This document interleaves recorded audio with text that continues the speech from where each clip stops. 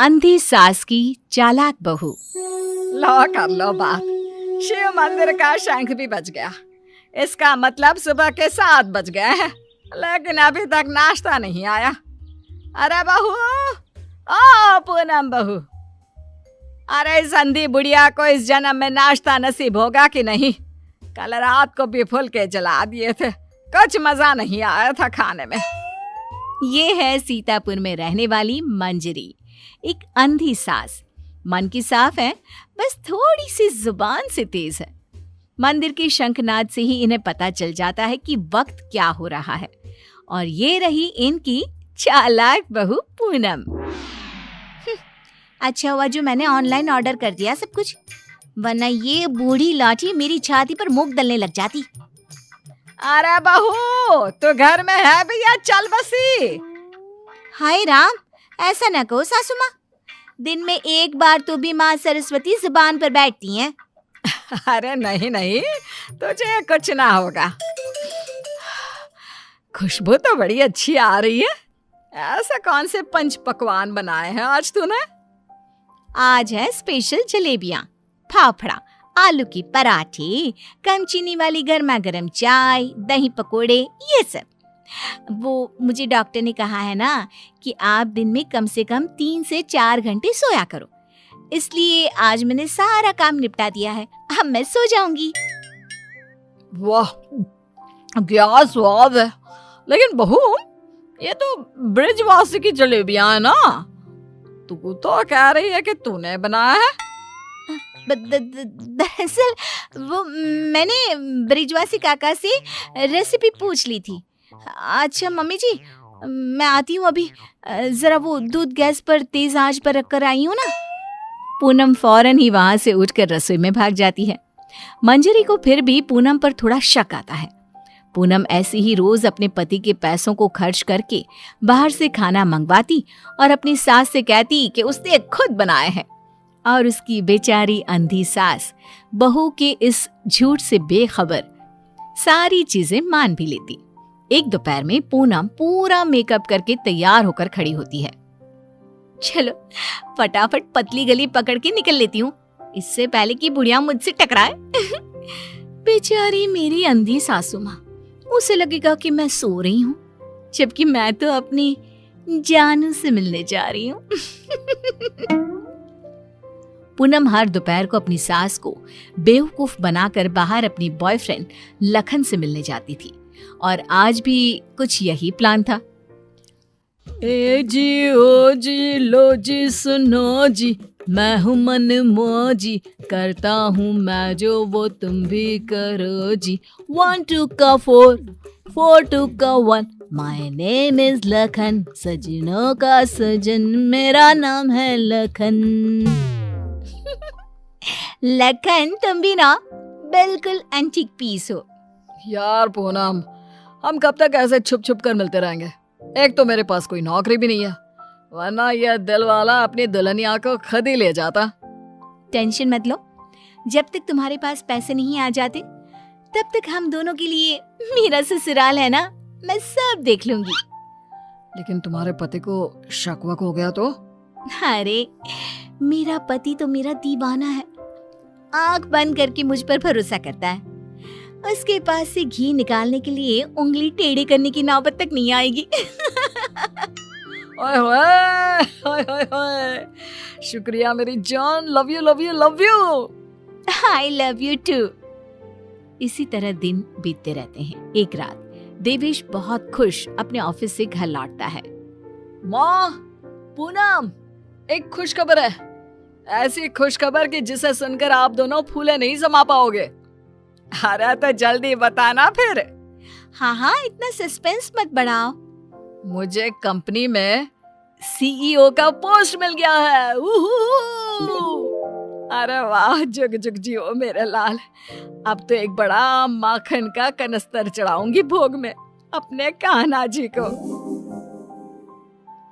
Wow, मतलब अब 2 गुना 3 गुना 4 गुना पैसा होगा और हमारी तिजोरी में साल की 12 महीने दिवाली होगी। वाह वाह वाह वाह, कांग्रेचुलेशंस देवेश। Thank you. लेकिन इस खुश खबर के साथ साथ एक और बात भी है।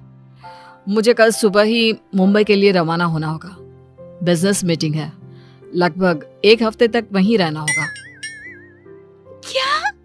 ये तो कितनी अच्छी बात है। मेरा मतलब है कि आप मुंबई घूम भी लेंगे। कहते हैं ना, रात में मुंबई की सड़कें और नजारा काफी सुहाना होता है। वाकई में, ले जा इसे भी अपने साथ। अब मैं तो ठहरी अंधी।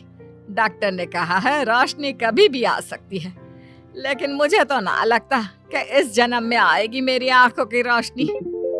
कैसी बातें करती हो सासू माँ आप भी। मैं भला अपनी सास को छोड़कर कहीं जाऊंगी क्या? अगर मैं चली गई तो आपकी सेवा क्या पड़ोस की मीना करने आएगी?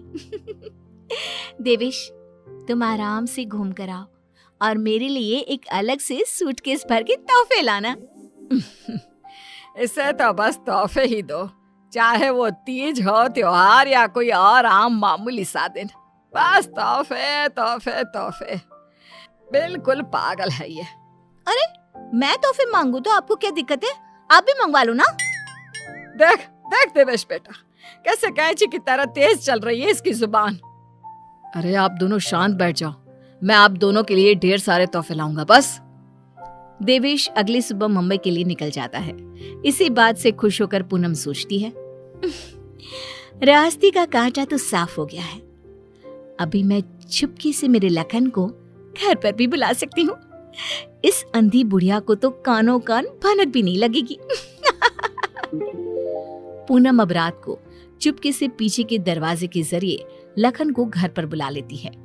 अब जहाँ सास घोड़े बेचकर खर्राटे मारते हुए सो रही होती है, तो वो बहू की बात करने की आवाज सुनकर तुरंत उठकर बैठ जाती है। ये आवाज किसी आदमी की लगती है, शायद बहू के कमरे से आ रही है। लेकिन नहीं नहीं, मैं भी कुछ ज्यादा ही दिमाग लगा देती हूँ। देख रही होगी कोई भूत या फिल्म।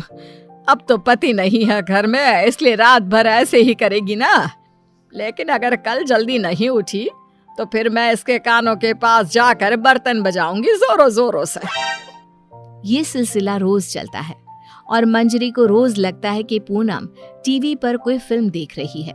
एक दिन जब पूनम बाहर होती है, तभी मंजरी सोकर उठती है और आंखें खोलते ही उसे सब कुछ दिखाई देने लगता है। वो अपने आसपास सब कुछ देखकर काफी खुश और आश्चर्यचकित हो जाती है। ये तो गजब हो गया, मेरे आंखों की रोशनी फिर से लौट आई। डॉक्टर ने सही कहा था, रोशनी कभी भी लौट सकती है। बहू, अरे ओ पूनम का चांद, कहाँ मर गई? देख तो अब मुझे सब कुछ दिखाई दे रहा है। अब तो मैं छड़ी का इस्तेमाल भी नहीं करूंगी और अब मैं रोज अपने भगवान जी को भी देख सकती हूँ। पूनम! मंजरी अपनी बहू को आवाज लगाते हुए पूरा घर तलाशती है, लेकिन पूनम उसे कहीं नहीं दिखती। तभी उसकी नजर तिजोरी पर पड़ती है जिसका ताला नहीं लगा था। इस पर वो जैसे ही तिजोरी खोलती है तो हैरानी से उसकी आंखें फटी की फटी रह जाती है। ये कैसे हो सकता है? जहां तक मुझे पता है, देवेश ने कहा था कि वो घर खर्च के लिए 25,000 दे के जा रहा है, लेकिन यहाँ तो उसका आधा भी नहीं है। जरूर ये पूनम ने पैसे अपने शॉपिंग पर खर्च कर दिए होंगे। पैसे को पानी तरह बर्बाद करती फिरती है। आने दो उसे, फिर देखती हूँ उसे। तब तक मैं अपने भगवान के दर्शन कराती हूँ। मंजरी मंदिर जाती है, अच्छे से दर्शन करती है और खुशी खुशी वापस घर की तरफ चल देती है। जहाँ रास्ते में उसकी नजर मंदिर के पास बहती नदी के किनारे बैठी अपनी बहू पर पड़ती है, जो लखन के साथ वहां बैठी थी। ये यहाँ क्या कर रही है और इसके साथ कौन बैठा है? पता तो करना ही पड़ेगा। अब मंजरी चुपचाप आगे बढ़ती है और वहीं पास में एक बड़े पेड़ के पीछे छुपकर उनकी बातें सुनने लगती है। सुनो लखन, कल मेरा पति आने वाला है। आज रात को तुम आना और हम दोनों पूरी तिजोरी पर हाथ साफ कर देंगे। और भी बहुत सारा बेशकीमती सामान पड़ा है घर पर, उसे भी हम अपने साथ लेकर यहाँ से भाग जाएंगे। आइडिया अच्छा है मेरी जान, अब हमें कोई नहीं रोक सकता। हम ना यहाँ से सीधा सिंगापुर जाएंगे डार्लिंग। बाप रे बाप, इसका मतलब इस महारानी का इस मुफ्तखोर के साथ चक्कर चल रहा है। अच्छा, तो मेरे बेटे को लूट कर अपनी दुनिया बसाने का प्लान चल रहा है। अब रुक, तुझे दिखाती हूँ दाल और आटे का भाव। अब घर पे अच्छे से डोली सजाती हूँ तेरी विदाई के लिए। मंजरी वहां से चली जाती है और कुछ देर बाद जब पूनम घर लौटती है तो वो दोबारा उसके सामने अंधी होने का नाटक करने लगती है। अरे सासू माँ, व्हाट्सएप? अरे कुछ नहीं बेटा, बस वो देवेश की याद आ रही थी। अरे सासू माँ, इतना लोड क्यों ले रही हो? वैसे भी वो कल तक वापस आ ही जाने वाला है, फिर क्यों खामखा परेशान हो रही हो आप? वैसे भी कल से आप दोनों माँ बेटे अपने रोने के दिन भरने शुरू कर देना। क्या कहा? मेरा मतलब कल जब आएंगे 1 हफ्ते के बाद, तब आप कर लेना ना भरत मिलाप, गले मिलके जी भर के रो लेना। अच्छा, ऐसा कह रही है क्या तू? ठीक है, चल बहू, मेरे ना घुटनों में काफी दर्द हो रहा है, थोड़ा बाम लगाकर मालिश तो कर देना बेटा। और हाँ, 2 दिन बाद 7 पंडितों को भोजन खिलाना है, उसके लिए मसाले भी तो तैयार करने हैं। सिलबट्टे पर ही पीसना है उनको, घर के पीसे शुद्ध मसाले चाहिए। लेकिन सासू माँ, मैंने जो कह दिया सो कह दिया, अब कोई आना कानी ना करना, ठीक है?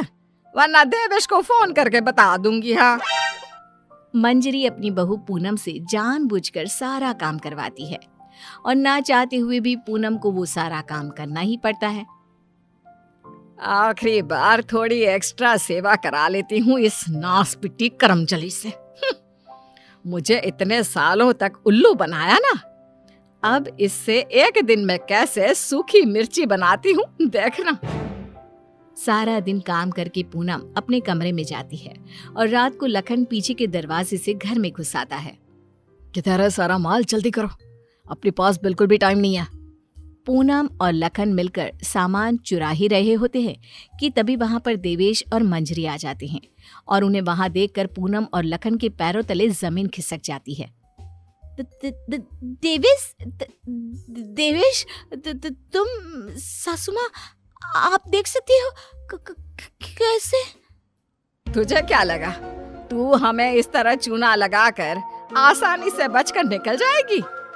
पूनम, जो कुछ भी तुमने हमारे साथ किया है ना, मैंने कभी सपने में भी नहीं सोचा था कि तुम ऐसा करोगी। बहुत बहुत गलत किया तुमने। और तू लंगूर लखन, तेरी तो ऐसी की तैसी। बचाओ, माफ कर दो भैया, माफ कर दो। लखन हाथ जोड़कर खड़ा हो जाता है, लेकिन देवेश उसे नहीं छोड़ता। वो तुरंत पुलिस को बुलाता है और पूनम और लखन को फ्रॉड और चोरी के केस में अरेस्ट करा देता है।